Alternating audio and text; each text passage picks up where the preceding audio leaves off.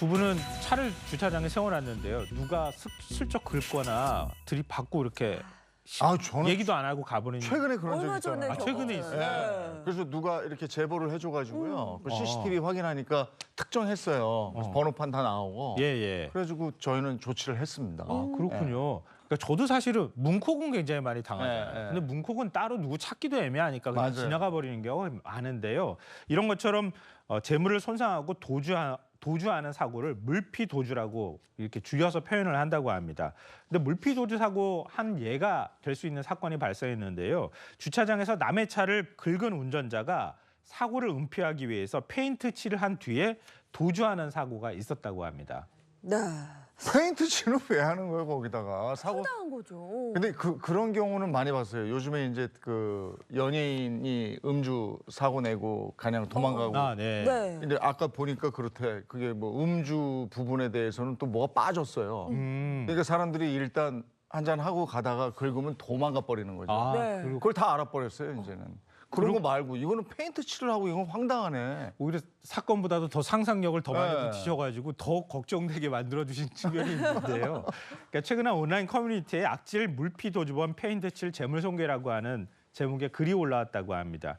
이 글을 쓴, 그러니까 차주겠죠. 차주가 글을 쓴 내용을 한번 좀 보면은요. 지난 6일 세차하다가 자신의 차량에 긁힌 사실을 알게 됐다고 합니다. 그러니까 차량 블랙박스 영상을 보통 찾아보게 되잖아요. 그랬더니 지난달 27일 가해자가 사고 후에 차량에 차색과 같은 페인트 칠을 하는 모습이 확인됐다고 합니다.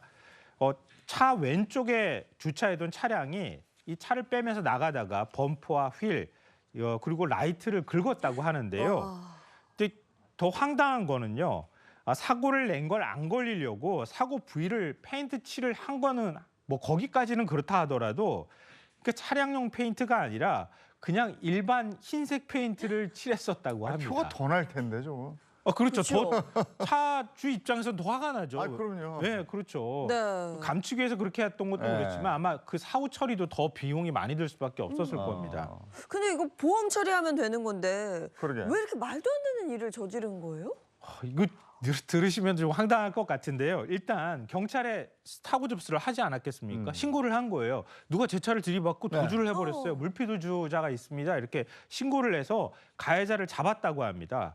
그래서 A 씨는 그러니까 그 피해자가 경찰의 뺑소니 또 물피도주와 페인트 칠한 재물 손괴 모두 처벌 의사를 밝혔다고 하는데요. 뭐 쉽게 말해서 그냥 이 사람 처벌해 주십시오 이렇게 얘기를 한 겁니다. 그런데 재물 손괴 혐의에 대해서 처벌하기가 어렵다고 그렇게 얘기를 했다 그래요. 왜냐하면 페인트 칠하는 모습은 보였지만 그 차를 사고 낸 장소가 CCTV 사각지대에 있어서 차를 받은 장면은 안 나왔다 그래요. 그래요? 그러니까 그거를 아니 페인트 칠을 한 행위에 대해서는 죄를 묻기가 좀 쉽지가 않잖아요. 네. 그러니까 그 부분에 대해서 굉장히 좀 억울해하고 있는 그런 상황이라고 합니다. 이 도로교통법에 따르면요, 주정차된 차량의 물피 사고에 대해서 피해자에게 알리지 않고 도주한 운전자는 20만 원 이하의 벌금이나 구류 또는 과료에 처하고요. 이와 별개로 벌점 25점이 부과된다고 합니다. 이게 범인을 잡은 것만 해도 다행이다 이렇게 봐야 될까요? 근데 본인이 잘못한 게 없는데 멀쩡한 차에 가서 페인트 칠을 할 리는 없다는 생각이 저는 들긴 하는데. 그렇죠, 상식적이죠. 상식적으로. 그러면 일단 피해자는 가해자에게 사과를 받았어요? 어때요? 사과를 못 받았다 그래요. 사과를 못 받았는데요. 일단 피해자는 보험사로부터 대물 배상 접수를 받았다 그럽니다. 그러니까 아마 보험 처리가 가능할 거는 같은데요. 그런데 한 행위는 굉장히 좀 괘씸하긴 하잖아요. 그 부분에 대해서 피해자 입장에서 보면 가해자가 와서 사과하면 또 원만하게 사건을 처리할 수 있는 그런 여지가 있을 텐데 사과를 받지 못했다고 하고요. 오히려 돌아온 답변이 이런 거였다고 합니다.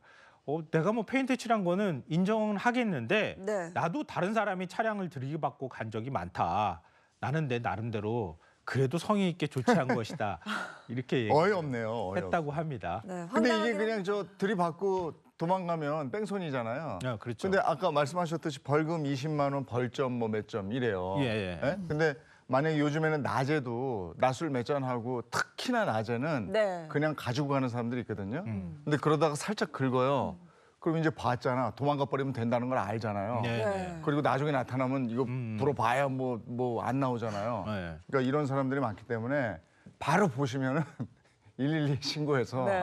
그 주변 번호판, 분들이. 그 즉시 가야 네. 이 사람이 진짜로 뭐 딴짓을 하고 이런 건지 그냥 모르고 그런 건지 알 수 있거든요. 근데 이건 좀 씁쓸한 네. 현실인 것 같아요. 아니 이게 다 알려져 버려서 그냥 하면 먼저 자리를 떠라, 도망가라.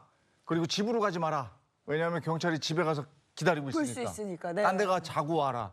이런 거예요. 근데 원래 처벌이라는 게 그런 겁니다. 모든 사람을 잡지는 못하거든요. 네. 근데 그런 행위가 한 번 잡히잖아요. 훨씬 더 엄하게 처벌해야 됩니다. 네. 그렇게 해야지 그런 행위가 줄어들 수 있는 거거든요. 글쎄요. 어떻게 할지는 이제 잠시 후에 또 우리가 얘기할 거거든요. 네. 자, 모닝 브리핑 오늘 여기까지 하겠습니다. 김성환 시사평론가와 함께했습니다. 고맙습니다. 네. 고맙습니다.